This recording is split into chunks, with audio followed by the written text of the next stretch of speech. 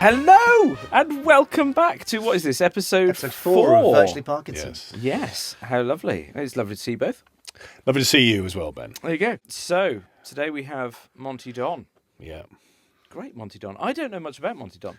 My mother's a big fan. Yeah, so was my mum a big fan as well. He was a big fan when he was a jewellery designer. My mum used to wear his jewellery on television. And she used to get letters from fans going, "Oh, where'd you get that lovely piece of jewellery from?" That's awesome. And she's still got a piece, actually. A lovely little Scotty dog, black Scotty dog with a red bow. She loved it. She really did. I wonder if AI Parky will bring up the Well, it'd be jewellery. nice if he did, actually. Yes, it'd be quite interesting because there is a kind of familial link. But it's a kind of national treasure being interviewed by a past national treasure, a late national treasure, which is rather nice. He's an interesting man, I think, the way he's reinvented himself. Awesome. So, last time out we had Fatima, and we discussed the fact that there were... it felt like we could go down a route where the interviews became a little bit heavy, a little bit intense too frequently. Yeah. And we wanted to see if we could introduce some light and shade. So we have asked Virtual Parky to now occasionally take a moment to make a little lighter kind of joke, a little put a bit of irreverence in there. Levity, I think, is the word I've put in the code. Levity, there you go. So hopefully we might just get the odd one-liner where it's not just reflecting on the answer and moving on to the next thing, but maybe gives us a little quip even. Yeah, I've just remembered something else that we discussed that we didn't do. So, but anyway, the levity, actually what I've done there is I've tied in the fact that I'd like the levity to be in some way reflective of Sir Michael's personal experiences, so that it's not just light for the sake of it. It feels conversational. Yes, I mean he was not a keen gardener, my father. Right. Let's hope he doesn't say he is today then.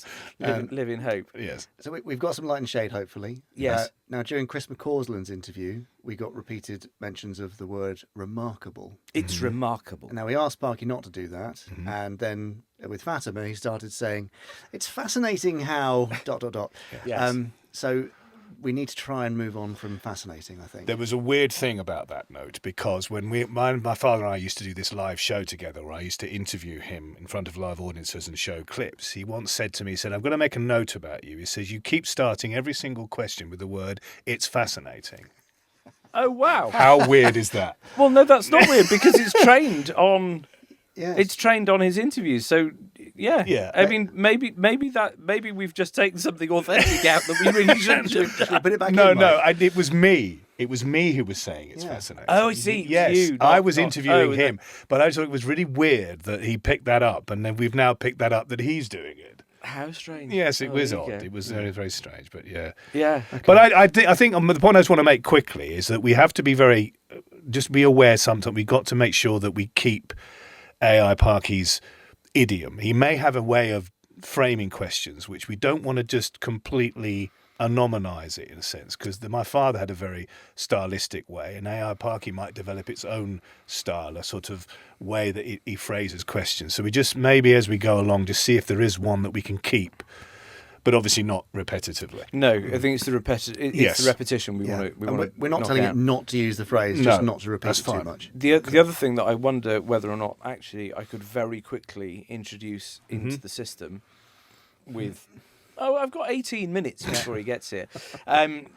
We talked about the fact that we wanted to explore whether or not AI Parky should give such weighting to the to the spoken word versus the research notes, because as it is right now, AI Parky responds to what's being said, and poses questions. When left to his own devices, if you like, poses questions based on the research notes, but actually tends to favour going for questions that are linked to what the guest has just said, rather than delving into the research notes in order to drive the questioning. Yes. So I wonder whether or not actually in the next now 17 minutes, whether or not I can very quickly recode something to just say, right, favour the research notes, 70-30 over the spoken word.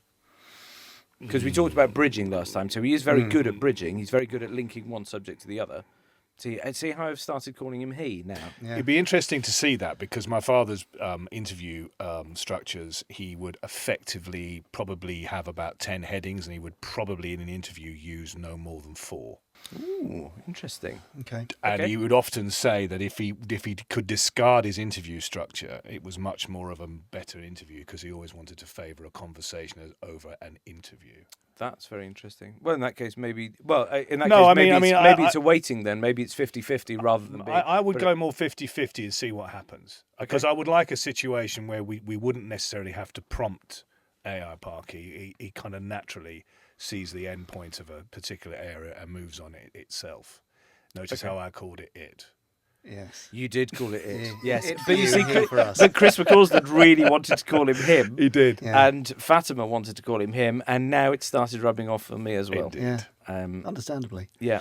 Good. Okay. The final change that we've Oh, yeah. made, in previous weeks, we had made sure that AI Parky didn't get stuck talking about the same topic. Correct. But that only applied to his line of questioning. Whereas now we've made sure that also applies to the guest's answers. So if Yes. the guest is stuck in a particular area for whatever reason, through their own interests or because they've just got focused on it, that it has the ability to recognise that and move it on.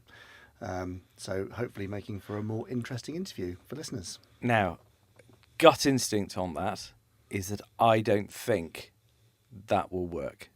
No, I well, think that let's will find over. out. I think that is too much for the AI to compute because that's about reasoning and rational and the rest of it. So, I have a way in which we might be able to implement that at a later point, but I don't. We have put it in. We've written lines of code to do it, but I don't think it's going to work. I'm really interested to see if it does that. Well, there's only one way to find out. And what Indeed. is that way to find out, Jamie? I think it's to welcome Monty Don for his interview. That sounds like a good idea. Let's bring him in. Fantastic.